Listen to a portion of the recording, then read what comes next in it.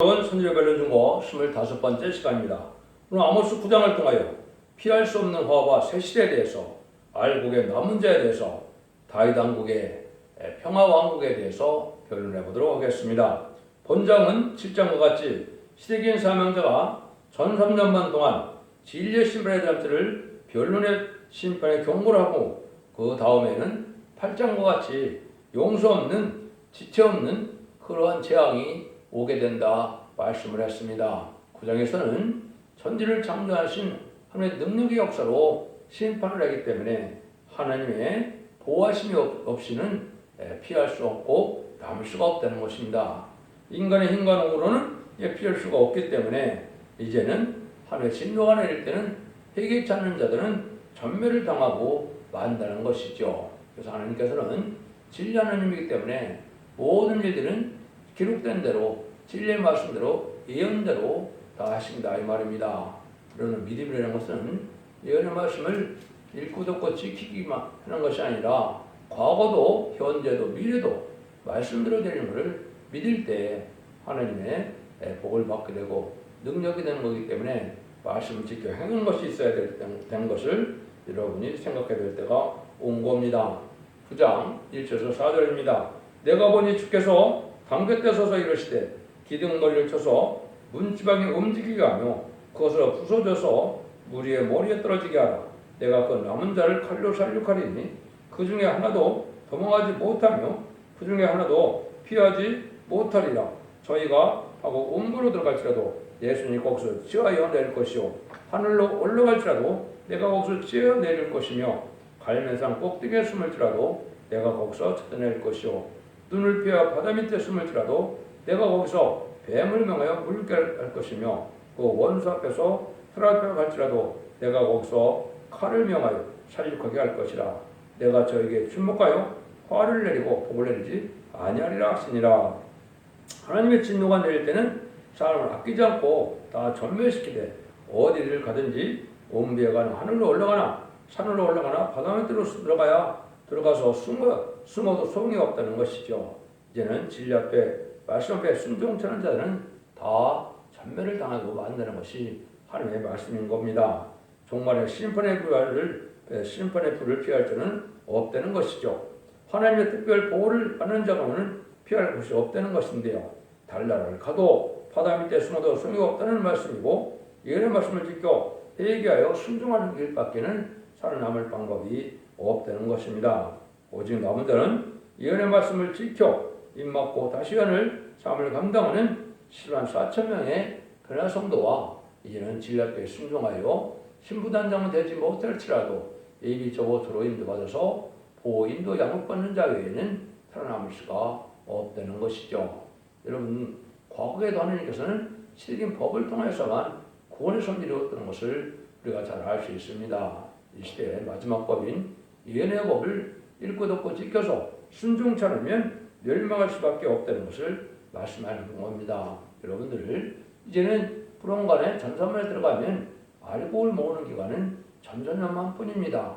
그래서 그 환란이 올 때 그것을 피할 수 있는 것은 전산년 만에 알곡으로 모아져야 되는데 그건 다른 주의 말씀을 듣고 순종하는 자들이 알곡이 되는 것이고 순종치 않은 자는 환란에 빠지는 것은 후 3년 만에 짐승의 표를 받게 되고 짐승의 표를 받게 되는 것은 심판의 대상자, 멸망의 대상자가 되기 때문에 용서가 없다 이 말입니다. 그래요. 대접장과 아마겟돈 때 전멸을 당하는 것이 심판의 방법이다. 그래 이된 돈을 회복해서 천년 지난 병을 버리는 것이 하나님의 뜻이다. 제가 수없이 그걸 강조하는데요. 그것이 모든 예언서기 속에 결말적인 하나님의 역사다. 이렇게 볼 수 있습니다. 그래서 스바냐 1장 3절에도 보면 이게 심판 때, 심판은 사실은 성경적으로는 대접장과 아마겟돈이 심판입니다. 그때 되면 내가 사람과 짐승을 진멸하고 공중의 새와 바다의 고기와 거치가는 것과 악인들을 아울러 진멸할 것이라. 내가 사람을 진멸해서 멸절하리라.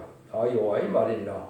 이렇게 말씀하셨죠. 그래서 마치 노아의 홍수 시대 때 노아의 방주를 탄 자에는 전부 멸망을 당한 것처럼 이제는 이 시대에 심판의 환란이 올 때는 다 망하게 된다. 멸망한다. 이걸 우리가 알 수 있다 이 말입니다. 그래서 이 시대의 말씀의 요체는 예언의 말씀을 읽고 듣고 지켜야 복을 받는데 먼저 무슨 복을 받느냐? 원죄 자원들을 해결받는 복을 받아서 죽지 않고 새시다가고 죽지 않고 그를 성천하여 이제는 남은 종 남은 백성으로 새시대의 축복을 받게 된다 이 말이거든요.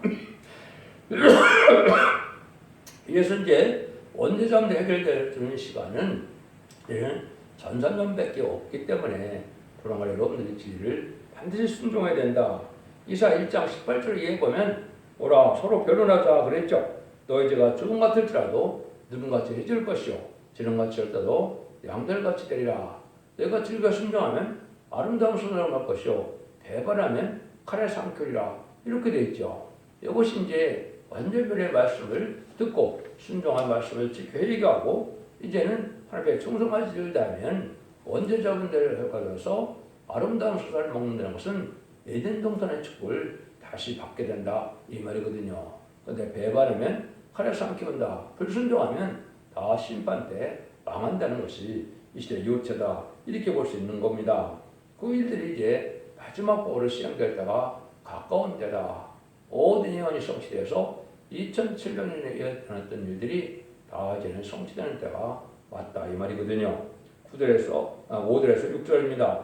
주 만군의 여호와는 땅을 먼저 높게 하사 무릇 거기 거한 자로 애통하게 하시며 그 온 땅으로 하수에 넘침같이 솟아오르며 애국강같이 낮아지게 하시는 자요 그 자를 하늘에 세우며 궁창의 기초를 땅에 두시며 바닷물을 불러 지면에 쏟으시는 자니 그 이름은 여호와시니라.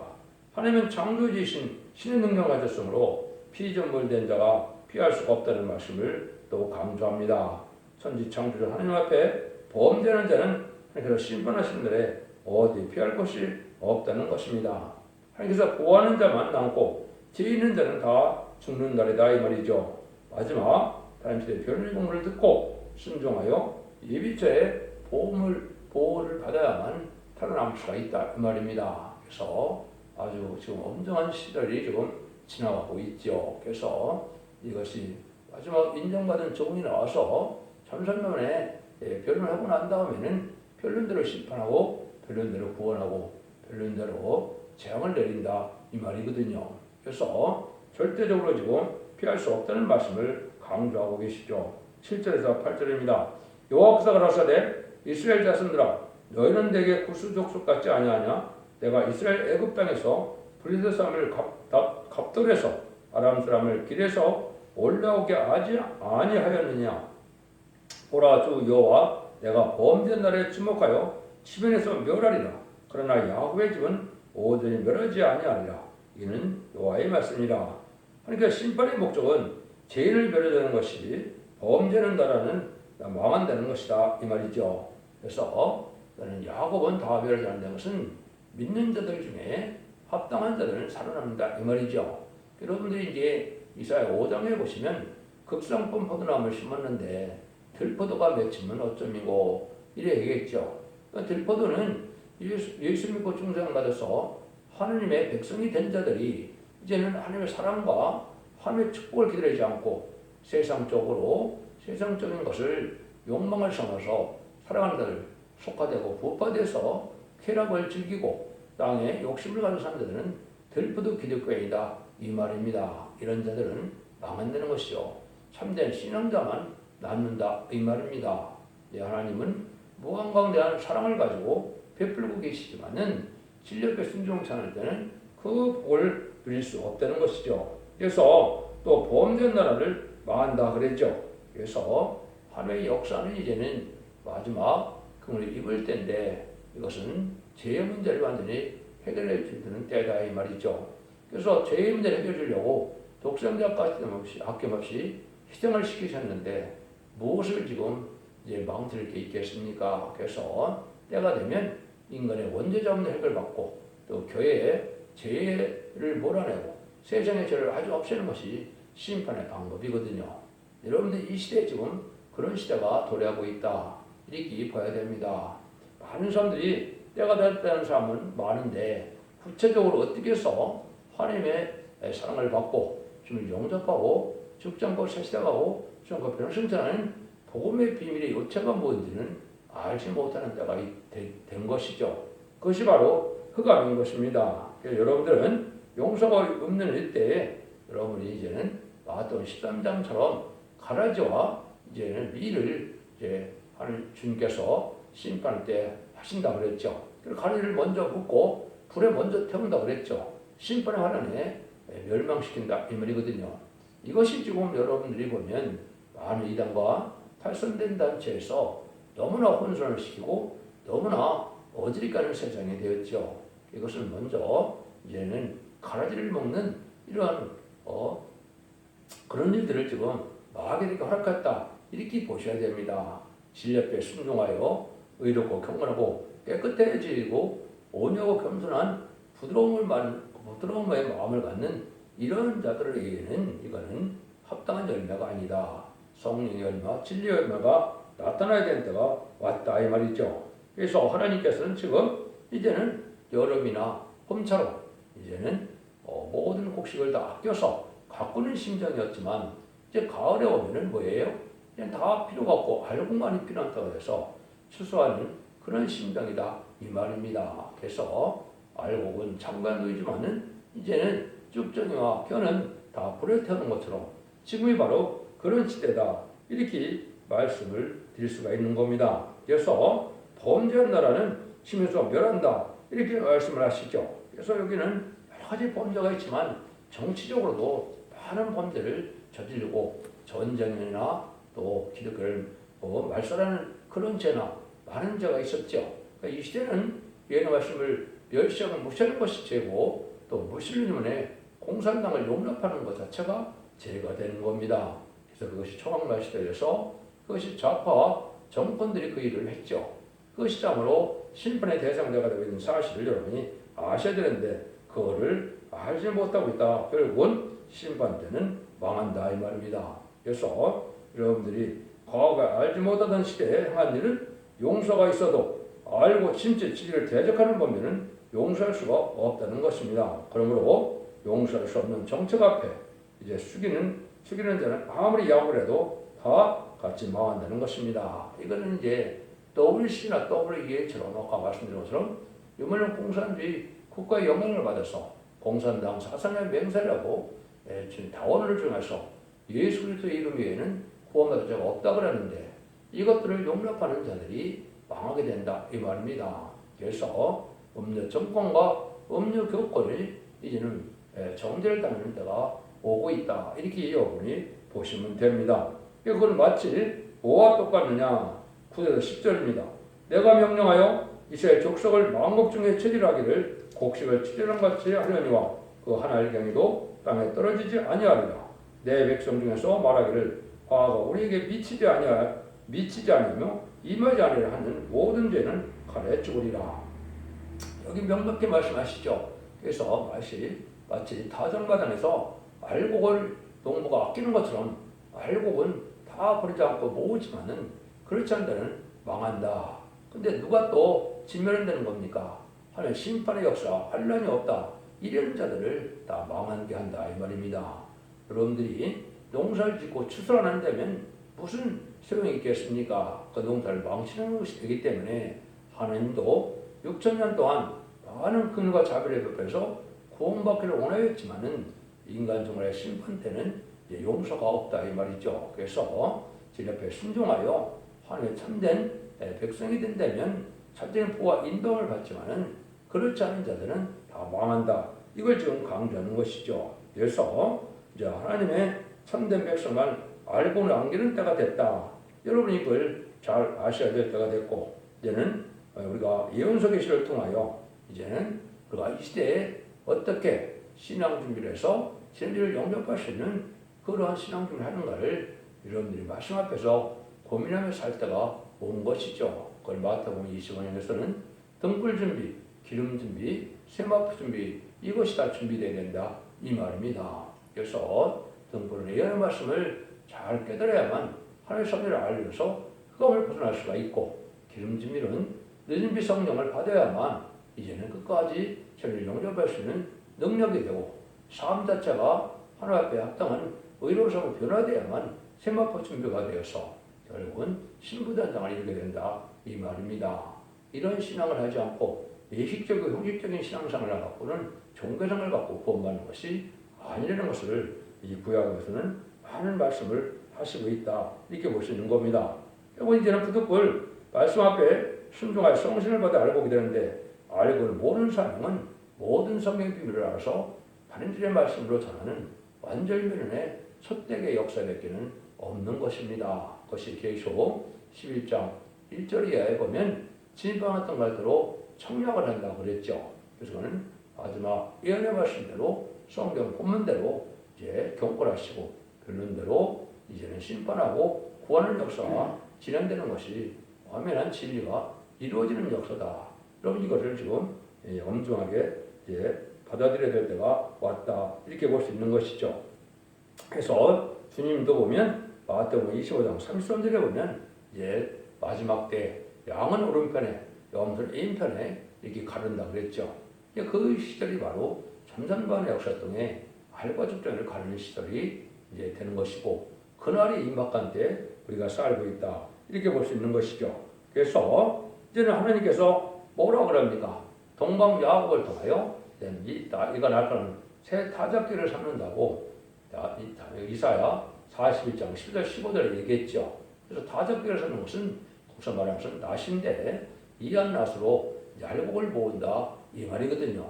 그 일들이 이제 구체적으로 계시록 11장 1절에 보면 두 증인 권세 받은 종이 예언의 권세를 가지고 어떻게 합니까? 이제는 참으로 재앙을 따지는 권세로서 하나님의 알곡된 백성들을 모으고 그 나머지는 심판한다는 것이죠.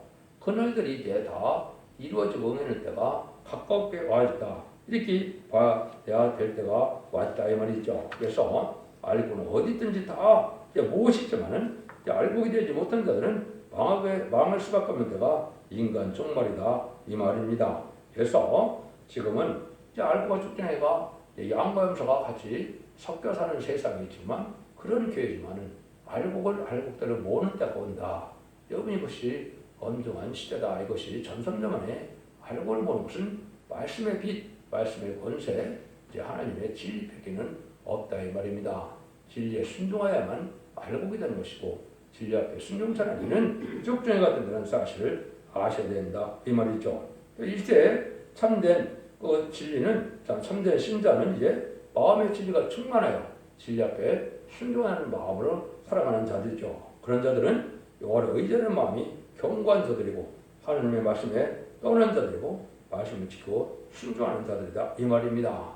그 다음에도 하나님의 맡은 사명을 해요 충성한 진리를 다하고자 하는 이런 자들이 알곡이 된다 이 말이죠. 그래서 의를 위하여 살기를 소원하고 그의 의와 나라를 먼저 구하라는 것처럼 천년왕국의 축복을 이제는 기대하고 그 축복을 받게 하여 힘써서 이 땅에 다윗 왕국을 건설했던 것처럼 천년왕국을 건설하는 이 사명이 하나님 앞에 복받은 사명이다. 이렇게 느끼는 것이 진리 앞에 합당한 말씀의 사명자다. 하나님의 말씀을 참으로 의지하고 말씀대로 믿고 순종하는 이런 자들을 하나님께서 남자되게 하신다. 그 이에는 남을 자가 없다고 강조를 하시는 것이죠. 11절 12절입니다. 그날에 내가 다윗의 무너진 천막을 일으키고 그 틈을 막으며 그 데려간 것을 일으켜서 옛적과 같이 세우고 저희로 이름의 남은 자와 내 이름을 일컫는 만골 기업으로 업게 이는 이를 행하시는 여호와 말씀이니라. 하나님께서 이렇게 심판하는 것은 마치 다윗 왕국을 일어났던 것처럼 인간적으로 천년왕국을 이룬다 이 말이죠. 부패한 이스라엘 백성들은 망하게 되고 그래도 다윗의 충성한 자들이 다윗 왕국을 이루어서 통일왕국을 이루었던 것처럼 인간 종말에도 이제는 범죄한 나라들은 다 멸망시키고 이제는 다윗 왕국을 다시 건설하는 것처럼 천왕국을 이뤄서 에덴 문화의 복심으로 이제는 예수님이 와서 많은 왕을 다스릴 천왕을 이루게 되는 것이 하나님의 목적이고 방법이다. 이걸 말씀하시는 것이죠. 그래서 에덴 동안에 회복되는 것이 바로 여러분들이 만국을 기업으로 얻게 된다. 여기 보면 그런 말씀을 하시죠. 그래서 여러분이 만국을 기업으로 얻는 것은 세세 왕권의 축복을 받게 되는 것을 뜻하는 겁니다. 그래서 내 이름을 일컫는 만국을 기업으로 얻게 하리라. 그 임마지 신앙 4,000명은 세세 왕권의 축복을 받게 된다 이 말입니다. 그래서 그 시대가 계시록 20장 4절에 보면 내 말씀으로 하여 지금가다가 주 목배임을 받은 자와 짐승의 우상에 절하지 않고 표를 받지 않은 자들을 그리스도로 천년 동안 왕으로 탄다 그랬죠. 그 말씀 다 이루어지는 때가 이 말이죠. 그래서 세상을 심판하고는 에덴을 펴서 천년왕국의 안식시대를 이루는 것이 하나님의 사랑의 완성이다. 이렇게 볼 수 있는 겁니다. 그래서 남은 자로 이제는 만국을 얻게 하는 일이 되는데 어디든지 택한 백성들은 다 하나님이 구원하는 역사가 오는데 지 앞에 순종하는 자들이 다 택한 백성이 되겠죠. 13절입니다.